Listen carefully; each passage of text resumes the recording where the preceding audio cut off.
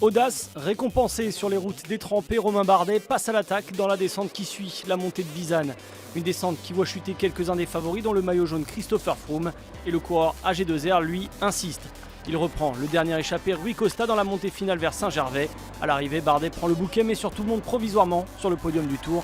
La régularité paie pour Bardet, succès d'étape l'an passé, cette année il double, étape et podium pour le moment, reste à assurer demain vers Morzine.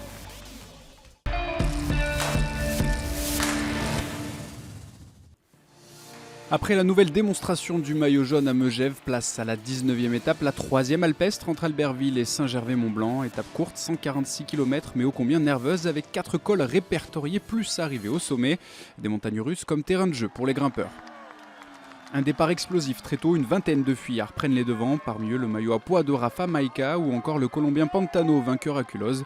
Mais dans le peloton maillot jaune, on n'entend pas laisser partir et la formation Astana accélère. Un écart qui va osciller autour des 3 minutes durant près de 50 km, la faute aux hommes de Fabio Aru. Rafael Maïka lui en profite pour consolider sa tunique à poids au fil des ascensions. Vient le temps de la montée de Bizane, ascension inédite sur le Tour de France. Le temps pour le peloton de se morceler et pour Maïka d'assurer définitivement son maillot de meilleur grimpeur. Sauf incident, comme lors de l'édition 2014, le Polonais sera déclaré vainqueur du classement de la montagne sur les Champs-Élysées. Alors que la pluie s'invite sur la route du Tour, l'étape va changer de physionomie sur une route détrempée, des chutes à la pelle, Pierre-Roland Bauke-Mollema en première victime, mais surtout Christopher Froome. Le maillot jaune voit sa roue avant se dérober, résultat, un côté droit tout égratigné. Romain Bardet, lui, a anticipé une attaque dans le bas de la descente du coureur AG2R. Les faits de course derrière lui sont favorables, le voilà à l'assaut de la montée finale. Froome est bien là, au milieu des autres favoris, mais comme depuis le début du Tour, les accélérations de Richie Porte ou Nairo Quintana ne sont que des pics sans conséquence pour le Britannique. Romain Bardet s'envole vers la victoire d'étape, la deuxième en 2 ans pour le natif de Brioude, la première française dans cette édition. 22 secondes plus tard, on sprint entre Espagnols pour la deuxième place. Rodriguez règle Valverde.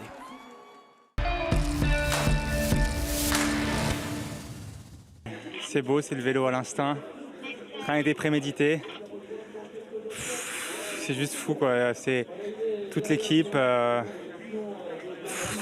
meilleur ami Mika qui a fait un truc de fou et il m'a propulsé, j'avais aucun effort, je me suis occupé de personne, j'ai fait la montée le plus vite possible et voilà pour la victoire d'étape, je pensais qu'au général et puis quand j'ai réussi à lâcher Costa, je me suis dit allez, peu importe le général, maintenant tu gagnes l'étape et ton tour sera réussi, je suis deuxième au général et vainqueur d'étape, j'ai pas les mots.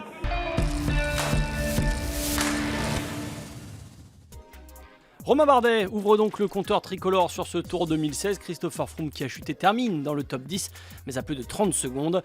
Adam Yates et surtout Bauke-Mollema qui ont craqué aujourd'hui quittent tous les deux le podium provisoire avant la dernière étape de montagne prévue demain.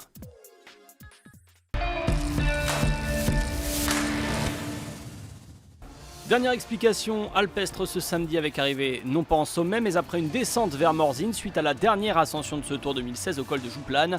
Avant ça il aura fallu passer tout au long des 146 km le col des Aravis, le col de la Colombière et le col de la Rama.